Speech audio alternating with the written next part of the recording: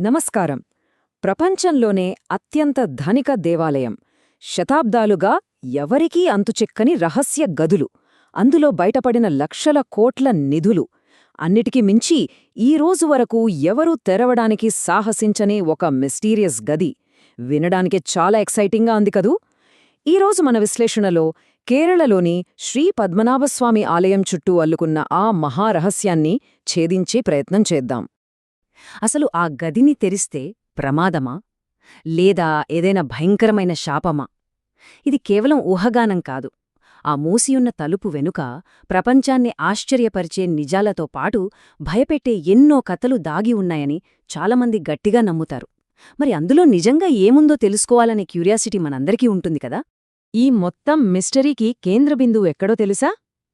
కేరళ రాజధాని తిరువనంతపురంలోని శ్రీ పద్మనాభస్వామి ఆలయం. భగవాన్ మహావిష్ణువుకు అంకితం చేయబడిన అత్యంత పవిత్రమైన మరియు పురాతనమైన పుణ్యక్షేత్రమిది. ఇక్కడ మనం గమనించాల్సిన ఒక ఆసక్తికరమైన విషయమేంటంటే, ఈ గుడిలో విష్ణుమూర్తి మనకు రెగ్యులర్గా కనిపించే రూపంలో కాకుండా అనంత శయనం భంగిమలో దర్శనమిస్తారు.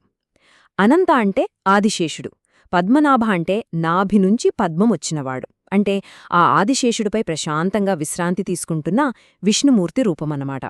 ఈ అద్భుతమైన రూపం నుంచే గుడికి ఆ పేరు కూడా వచ్చింది. ఇక గర్భగుడిలోకి వెళ్తే అక్కడున్న స్వామివారి విగ్రహం ఏకంగా 18 అడుగుల పొడవుంటుంది. అంత భారీ విగ్రహాన్ని మనం ఒకేసారి పూర్తిగా చూడలేం తెలుసా. దర్శనం కోసం అక్కడ 3 వేర్వేరు ద్వారాలుంటాయి. మొదటి ద్వారం నుంచి స్వామివారి ముఖం, రెండో ద్వారం నుంచి నాభి, మూడో ద్వారం నుంచి పవిత్ర పాదాలు దర్శించుకోవాలి. ఈ అద్భుతమైన నిర్మాణాన్ని చూస్తుంటేనే మనకు రోమాలు నిక్కబొడుచుకుంటాయి. మరింతటి అద్భుతమైన ఆలయం ఎప్పుడు నిర్మించారు? దీని మూలాలు వెతుక్కుంటూ వెళ్తే వేల సంవత్సరాల క్రితం, సాక్షాత్తు మహాభారతంలో కూడా దీని ప్రస్తావన ఉందని చెబుతారు. అయితే మనకు దొరికిన చారిత్రక ఆధారాల ప్రకారం 16 నుంచి 18వ శతాబ్దాల మధ్య దీన్ని భారీగా అభివృద్ధి చేశారు. ఇక్కడ ఇంట్రెస్టింగ్ పాయింట్ ఏంటంటే, 1750లో అప్పటి త్రావణ్కోర్ మహారాజు మార్తాండవర్మ తన రాజ్యాన్నంతటినీ పద్మనాభస్వామికి రాసిచ్చేసి తాను కేవలం ఒక పద్మనాభదాసుడుగా మాత్రమే ఉండిపోయారు. కేవలం చరిత్ర మాత్రమే కాదు, ఈ ఆలయ వాస్తుశిల్పం కూడా ఒక విజువల్ వండర్. ద్రావిడ కేరళ సంప్రదాయాలు అద్భుతంగా కలిసిన నిర్మాణమిది. ఏకంగా 100 అడుగులెత్తైన గోపురం, 365 ఏకశిలా స్తంభాలు, వాటిపై చెక్కిన శిల్పాలు ఒక్క మాటలో చెప్పాలంటే వర్ణనాతీతం. ఆ మసక చీకట్లో, దీపాల కాంతిలో, ఆ పొడవైన మండపాల్లో నడుస్తుంటే నిజంగా మనమేదో టైం ట్రావెల్ చేసి ఒక మాయ ప్రపంచంలోకి వెళ్లిన ఫీలింగ్ వస్తుంది. అయితే ఇంతటి వైభవాన్ని అందరూ చూడలేరు. ఎందుకంటే ఇక్కడ పవిత్రతను, రహస్యాన్ని కాపాడటానికి రూల్స్ చాలా స్ట్రిక్ట్గా ఉంటాయి. కేవలం హిందువులకు మాత్రమే ప్రవేశం, అది కూడా పక్కా ట్రెడిషనల్ డ్రెస్లోనే వెళ్ళాలి. మగవాళ్లు ధోతి, ఆడవాళ్లు చీర కట్టుకోవాల్సిందే. ఇక మొబైల్ ఫోన్లు, కెమెరాలైతే కంప్లీట్గా బ్యాన్. అందుకే ఈ ఆలయం లోపల ఏం జరుగుతుంది, ఎలా ఉంటుంది అనేది బయటి ప్రపంచానికి ఒక పెద్ద సస్పెన్స్. ఇలా శతాబ్దాలుగా ఎవరికీ తెలియకుండా ఉండిపోయిన ఈ గుడి 2011లో ఒక్కసారిగా ప్రపంచం దృష్టినే ఆకర్షించింది. దానికి కారణం భారతదేశ సుప్రీంకోర్టు ఇచ్చిన ఒక సంచలన ఆదేశం. ఆలయంలోని రహస్య గదులను తెరవాలని కోర్టు ఆదేశించడంతో అప్పటి వరకు ఊహాగానాలుగా ఉన్న కథలు నిజం కావడం మొదలయ్యాయి. అలా కోర్టు ఆదేశాలతో ఆ గదులు తెరిచిన వాళ్లకి లోపల కనిపించిన దృశ్యాలు చూసి మైండ్ బ్లాంక్ అయిపోయింది. అక్కడ బయటపడిన సంపద విలువ ఎంతో తెలుసా? అక్షరాల లక్షల కోట్లు. అవును, మీరు విన్నది నిజమే. ఈ యొక్క అన్వేషణతో శ్రీ పద్మనాభస్వామి ఆలయం రాత్రికి రాత్రే ప్రపంచంలోనే అత్యంత ధనిక దేవాలయంగా మారిపోయింది. అక్కడ మొత్తం A, B, C, D, E, F అని 6 రహస్య గదులున్నాయి. అందులో 5 గదులను అధికారులు తెరిచారు. వాటిలో ఏమున్నాయో వింటే ఆశ్చర్యపోతారు.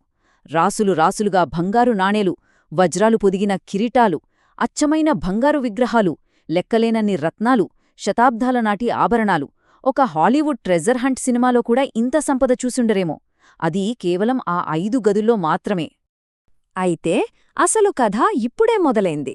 ఒకవైపు తెరిచిన 5 గదులు, వాటిలో బయటపడిన కళ్ళు చెదిరే సంపద ఉంటే, మరోవైపు ఈ రోజు వరకు ఎవరూ తెరవలేని, కనీసం ముట్టుకోడానికి కూడా వణికిపోయే ఆ 6వ గది, అదే వాల్ట్ బి.